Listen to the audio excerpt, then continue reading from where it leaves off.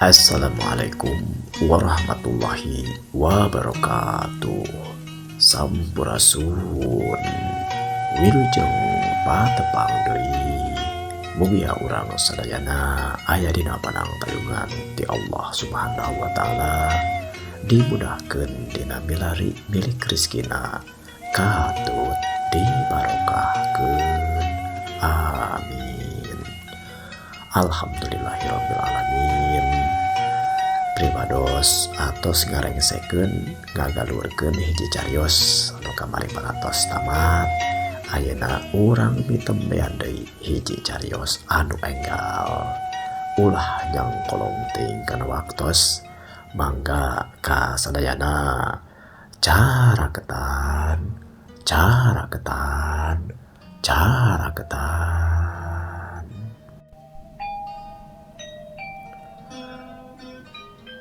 Sate acan di kawitan pripados nyuwunkeun heula dihampunten tina samudianing kalepatan dina ngagalurkeun ieu carita tangtu wae bakal seueur kakiranganana.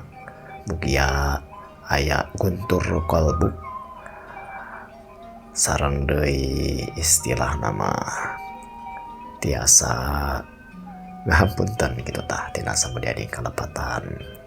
Sareng oge ti pengarang sawarna teh ieu. Sanaos ieu cariyos teh aya hubunganana sareng sajarah cenah ieu. Nanging eta mah dijantenkeun bahan kitu tah sanes sajarah anu sanyana. Tapi ieu mah hiji karangan fiksi atawa sawangan, tapi tina latar atawa upami dibahasakeun mah panginten terinspirasi tina kaayaan sajarah. Tapi ieu mah cariyosna tetep cariyos fiksinya, cariyos sawangan teu aya dina nyana, mung tadi ngagurat-gurat kana latar sajarah teh nu dijadikeun inspirasi kitu tah. Da kitu deui sawarna teh ieu ti pengarang nyuhunkeun dihampunten tina sagarupa kakiranganana. Mangga urang kawitan wae ieu carita dina judul Galura Gunung Malaka bagian anu munggaran. Kakocapkeun zaman baheula sanajan aya cenah ceuk paribasa, kudu nginung ka waktu, kudu mibapa ka zaman, tapi tatar Sunda teu aya robahna. Lain heuras ku kaayaan, tapi teguh dina pamandegan kana kasundaanana.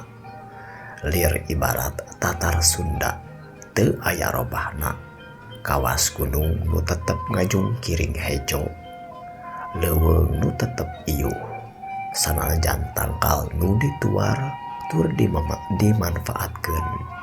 Satuluyna bakal jadi tangkal sejen nu tembahna leuweung tetep cemet balaku larambu tutuwuhan.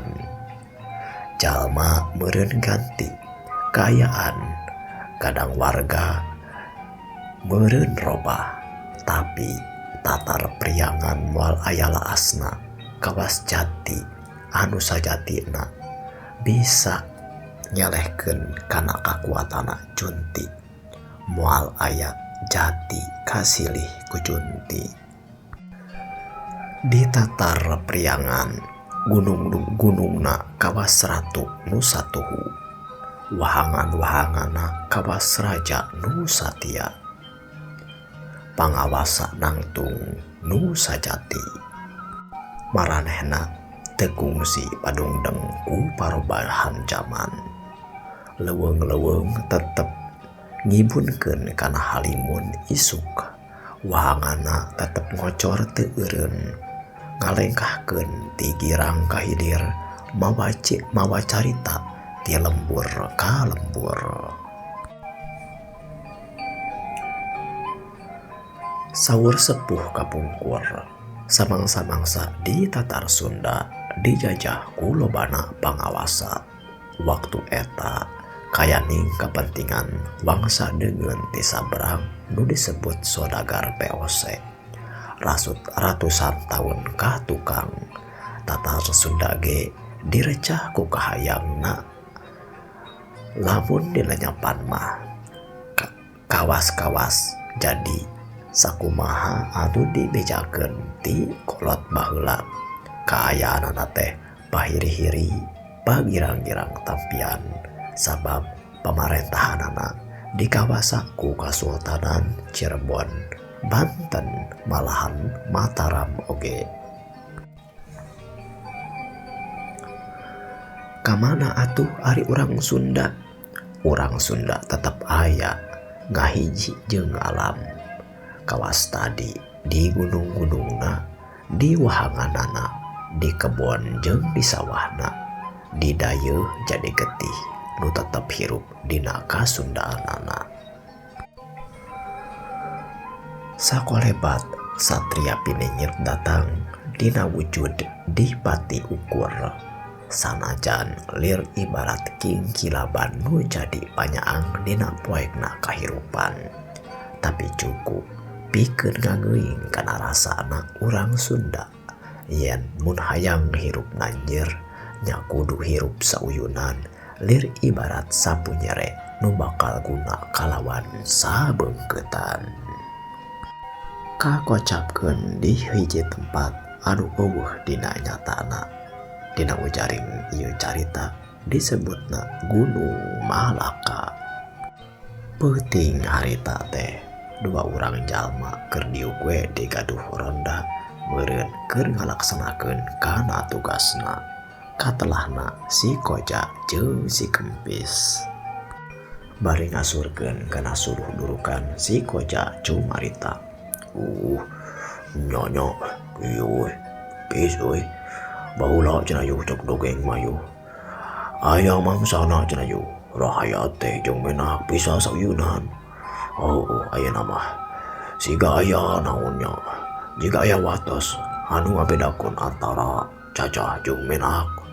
Jika aya jarak antara nu di lemur ujung ti dayeuh teh nya. Si Kempis anu harita keur ngaharudungkeun kana sarungna satuluyna nyarita. Nya ari jarak mah teh bakal lagi aya Kang lah. Ngan nya kitu. Kuring oge ngomong-ngomongkeun kana di pati ukur mah kuring ge pernah ngadenge kitu tah. Jigana teh cenah teh tah jarak antara menak jeung cacah teh dirempak ku di pati ukur mah dihijikeun sabeungkeutan kalawan hiji kahayang atawa tujuan anu sarua kitu tah. Malahan mah anu disebutkeun oge anu nyebutkeun kitu tanya. Cuk kolot-kolot baheula mah di pati ukur teh sing sarwaning jadi satria piningit geuningan anu cenah disebutkeun dina Uda Wangsit Siliwangi. Bener kitu eta teh nya. Anu kitu-kitu nama kuring teh teu ngarti Kang yo. Da kuring mah lain tukang torah lain naonnya bujangga kitu tah anu nyaho kana perkara-perkara anu karitu. Ngan anu pasti mah dina kaayaan cenah cek carita kitu tah. Keur kaayaan di pati ukur mah urang teh ngahiji sauyunan sarendek saigel. Jadi istilah nama naonnya henteu pahiri-hiri pagirang-girang tampian gitu tah, tapi sauyunan kana hiji tujuan gitu kapan. Gitu teh mah. Tapi karasa kurang ayeuna antara si cacah jeung si menak teh jiga anu beda jarakna teh asa jauh gitu tah. Bisa moalnya urang hiji di kawas baheula zaman keur di pati ukur cenah kitu. Sabab ayeuna mah karasa geuningan. Anu mun diibaratkeun mah nu beungharnya beunghar, nu senangnya senang, nu miskinnya miskin, nu susahnya susah jadi teh. Aduh. Kita sote keur ka urang teh. Ka anu kaayaan susah meureunna disebutkan susahnya teh susah. Sabab lamun disebutkan susah mah da geuningan kadaharan mah loba. Istilah nama sanajan nu batur. Kudu dibeli lah ku duit. Ari beas-beas wae mah, lauk-lauk wae mah. Kapan di alam urang mah geus disadiakeun sagala rupana. Tibang bisa tumarimana jeung bisa kana ngolahna. Mantakan lamun dipikir-pikir mah, lamun bangsa urang jadi bangsa anu kalaparan teh asa ku kacida teuing. sabab tanah lagi kapan subur cek paribasa mah nuna itu oke bisa jadi tutubuhan cara seperti nuna tangkal wibat dipotong-potong menjadi kebun sampo gitu hari gitu teh mah dah aku kuring ge karasa hari usaha mah terus usaha hari ikhtiar mah terus ikhtiar tapi kurang rasaan tatani teh teu mukti gitu tah hirup mah susah kuli terus kuli tapi buruhan tumahi keneh wae jadi nate hirup teh dina kabaluyaan kuring oge kosong ngadengikeun gitu tah wangkungan kolot atawa menak atawa usaha we gitu tah anu nyaritakeun yen urang teh cicing di alam anu subur tapi kabaluyaan kabungharanna alam urang teh jika anu teu karasa tah nah kitunya euy nu didenge-denge teh pajog ayeuna minggir luhur cenah tah tapi duit anu dibikun atau harta anu dijadikeun pajog teh duit pake mayar pajog teh jika teu balik deui kana kapentingan rakyat euy ulah kitu sabab meureunnan masih keneh loba jalma anu ngabutuhkeunana meureun urang dianggap nama geus mampu we jadi teu bisa ngasaan kana eta perkara teh jeung di urusan negara mah sok lieur mikiran nu karitu mah ayeuna mah urang balik deui we kana tugas urang ayeuna urang keur ngarona tong mikiran nu karitu lah lain kitu sabab cuk anjeun ge aya dina hiji mangsana kapan tadi cenah bedana antara rakyat atawa ujung pamimpinna antara caca jeung menakna kegedean si dadap si waru sarua bisa sauyunan lamun pada pelebah pada ngarti dina mikir dina ikhtiarna mah tapi kabaluyaan satu karasaku kabeh jalma gitu tah kasupurang anu cicing di lemur jika nanti nu di kota we sararenang teh atawa nu boga modal gede gitu tah kurang kayak ngerti balabani nyama ngan da lieur atuh mikiran kitu mah urang mah moal kapikiran Kang perkara-perkara nu kitu mah dipikiran lain ku urang ku jalma-jalma anu pararintar meureunnan anu boga kakawasaan jeung boga kakuatan dina istilah nama ngabuktikeun jeung ngabaktikeun tina harti jeung surtina tina kanyahona supaya jadi manfaat keur balarea mun ojek bahasa kolot mah niti harti niti surti niti bakti niti bukti nu satuluyna jadi niti sajati tidinya mah meureunnan tadi teh kabaluyaan anu karasaku saban-saban wargana artina mah teu aya anu aya di luar atawa anu dihanap aya di kota aya di lembur kabeh bisa sajati ngarasakeun kanikmatanana kitu Kang iraha atuh urang ngarasakeun nu saperti kitu teh bis cek kuring oge eta mah teu ngarti kuring ge ieu mah ngamang mah akang mah make mikir-mikir kanu jauh-jauh teh ada mah urang ngarona we lah atuh ieu kira-kira geus datis ieu penting teh ieu kira-kira jam sabaraha wancing nincak kana mangsa sakumaha ieu teh ari tengah penting mancan Kang tapi jika nama geus sareureuh kolot ieu sabab nu jago batu oge tuh si abah belah ditu sok kadenge batukna teh kadenge ka dieu geus teu kadenge bangunan geus sare ngameureunnan geus kira-kira sareureuh kolot ieu mah waktu teh Kang mujuna malemun ngider ieu urang ngaruris lemur ngarona kitu ayu ayo atuh urang bejana tapi iraha tuh rek nyanet bieu karang beres nyanet kapan dimacok aja ge geus barang dahar lain ke nyanet mah dina urang nguriding heula sakuriding mah kayak gampang lamun geus ada capek urang balik deui ka dieu urang nyanet teh purak tah babakalan teh kumaha tah satu jolah atuh kitu mah ayo atuh ayo Kang satu luina dua urang jalma ieu teh kaluar cenah ti eta posrona atawa ti saung nu sok dijadikeun tempat cicing na ronda satu luina mah nyider weh bari nakolan kana popongkol kana kolkolna ditabeh bari nyebutkeun tanghian supaya kadang warga anu aya di lembur teu pati teuing sare.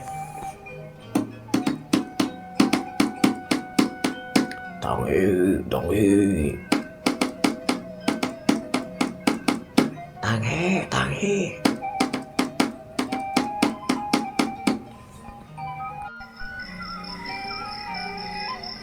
Sora jangkrik jeung jari cangkas ditembalan ku sola londok, ujung oge sora kodok di balong mapaesan alam waktu harita. Mirig jeung ngajajab dua urang jalma nu keur ngider lemurna ngajaga tina sagala rupa kasieun jeung kahariwang ngaping ngajaring sangkan lemur tetep dina kaayaan aman. Jauhna lampah teu karasa aya cenah kira-kira sajamna ieu dua urang jalma teh nguli dengan lemur, tapi dina keur kaayaan kitu. Tolong, aya Rambong tolong. Di sisi lemur aya sora jalma nu ngajarowok menta tulung. Waduh, tuh salah dengenya eta teh. Aya nu minta tulungnya bieu teh nya. Tuh di belah itu, belah kalian kadangnya nama. Ayo, urang kembali tuh. Ayo. Tolong. Karaman. Tangi. Satu ruina. Si Gojak jeung si Kempis lalumpatan muru ka belah kaler cenah. Ka tempat anu tadi aya sora nu minta tulung teh. Sababaraha waktu kaliwat, ieu dua urang jalma teh lumpat muru ka tempat anu ditujuna. Tapi dina hiji tempat anu kaayaan rada hieum. Sabab di eta tempat teh loba pisan tatangkalan jeung aya kebon anu misahkeun antara imah hiji kadang warga jeung imah nu sejana. Rong cenah ieu dua urang jalma teh ngarandeg sabab kapireungeuh di hareupeunana aya jalma anu lalumpatan muru ka tempat eta. Si Koja nyarita, soanjun rek naon ka dieu tuh. Dina keur kaayaan kitu keong cenah. Eta dina dua orang jalma anu duawan teh anu arek pasarandung jeung si Koja jeung si Kempis teh kadenge sora hayam tidinya. Si Kempis nyarita, Kang, eta mah boa-boa. Bangsa tah mau ka hayam bangunna teh tah. Waduh, urun sia Rambong lain. Ceuk si Koja sanggeusna ngadenge katerangan teh si Kempis anu boga curiga eta dua urang jalma teh bangsat anu karep ngarampok atawa mau kana hayam. Ngadenge kana kekecapan teh si Koja saperti itu beretak cenah ieu dua urang jalma anu bieu katingali we dina sakolepatan dina remeng-remengna alam puting jika eukeur nyekel kana hayam teh lalumpatan ngajauhan teh si Koja jeung si Kempis. Udah. Pelane ya, Rambong. Ceuk si Kempis teh bari beretok. Jeung nuturkeun si Koja lalumpatan muru ka dua urang jalma anu ngajauhan lumpat ningkahan ti duanana. Dina keur kaayaan kitu kabeneran cenah. Katingali ti kajauhan ti tempat anu eukeur dituju ku eta opatan jalma nu keur paudag-udag. Aya kadang warga anu unggeus harudang tina sararekna malahan manggeus katingali obor-oborna oge. Eta jalma anu keur lalumpatan teh raug-raug cenah. Areureun malahan balicat balik deui ka arahna si Koja jeung si Kempis. Sia geus kepung rek ka mana? Ceuk si Kempis bari ngajega manehanana melak cangkeng. Malahan mat si Koja mah geus sakit-aki we. Bisi cenah ieu dua urang nu jahat atawa Rampong teh arek ngalawan kamaranehanana. Dua orang jalma teh jiga anu nekat. Seak cenah. Satuluna lumpat nyalampeukeun ka si Koja jeung si Kempis dina kaayaan geus ngalagar kana padogna. Kilatan cahaya anu di tengtogeun tina logam tina bedog teh katingali we ku si Koja jeung si Kempis. Atuh kalawan teu bisa teu ari kana nyabut kana bedogna ieu si Koja jeung si Kempis teh ngan ukur bisa ngabalicet we nyingkahan tina eta panerajang dua orang rampog anu dina kaayaan lumpat. Bari ngahebatkeun kana bedogna syuk cenah. Lok balicet ieu si Koja jeung si Kempis ngabalicet jeung ngelok ngahindarkeun tina eta serangan. Sanggeusna teh ngahindarkeun tina serangan teh peretak we lalumpatan balik deui ngudag ieu dua urang rampok anu ayeuna geus lompat ka tukangeunana si Koja jeung si Kempis balik deui ka jalan anu samemehna. Dina keur kaayaan ti kitu kolebat cenah aya saurang jalma anu ngabedega ngahalangan kana lulumpatanana dua urang rampok teh. Raga dua urang jalma ieu teh ngeureunkeun kana lompatna satuluyna mah kalawan teh loba carita deui jeung teu loba mikir deui ieu dua urang jalma teh ngaheumbatkeun kana bedugna. Rek mahala beureun maksudna mah ka jalma anu ngahalangan kana jajalaneunana. Hiuk-hiuk dua kolepat bedug heumbatan bedug ngarah ka eta jalma tapi cempreng cenah. Sora bedug awor diadu jeung hiji barang lain tina logam tapi kaciring acentreng teuing naon-naon mah tapi tangkisan ieu jalma teh mampu ngahindarkeun awakna tina heumbatan tina kadekan eta dua bedug anu ngarah-ngarah kana awakna. Lanjut ceuk rembug kadenge manehana nyuara samang-samang saheumbatan bedugna geus ditangkis ku eta jalma. Tong loba omong bangsat. Lamun anjeun karep boga tanaga mah lain rek dipake. Nyen karusakan ujung mau seperti kitu. Anggun pake usaha. Alah anjeun loba carita. Seak rampok teh nyerang deui ngaheumbatkeun bedugna karep rek ditibankeun ka eta jalma. Kilek eta jalma teh ngagilek dina gorakan ombak banyu. Eta jalma ngagilek ngahindarkeun ti eta serangan. Awakna siga ombak we nu ngalengkah. Teu lempeng tapi ngolepat. Jurusna disebut sabet ombak kidul cenah. Gerakna teu bisa ditebak. Telempeng tapi nguriling. Horeng si bana horeng ieu jalma teh geuningan ngagunakeun popongkol lain bedug tapi hiji kayu anu dirautan saperti bedug. Nu satuna teh prak cenah. Waduh. Karasa leungeunna si rampug teh sing sileumeun kokompereun sabab leungeunna katibananku eta pakarang. Bireugeuh baturna geus kakeunaan ku eta jalma rampog nu hiji deui satuluyna teu loba mikir manehna nibankeun deui ngaheumbatkeun di bedugna ngarah kana dadana eta jalma kolepat cempreng cenah bedug ditangkis ku popongkol kai deui kuruprak bedug murag kana tanu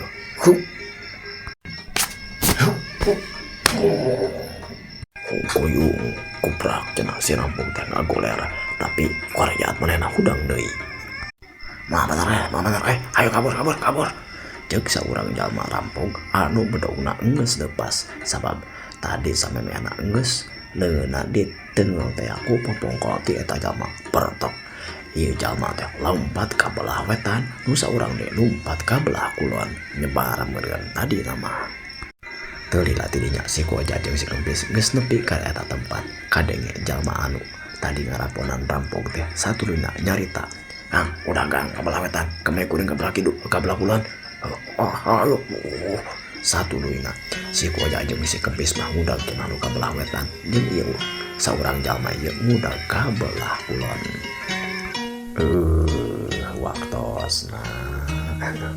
Waktosna parantos cekap kanggo bagian ayeuna kana kanggo episode nu bungkaran ieu. Kumaha lajengan cariosna? Dilajeng wae dina carios dina video-video saterasna. Wilujeng patepang deui.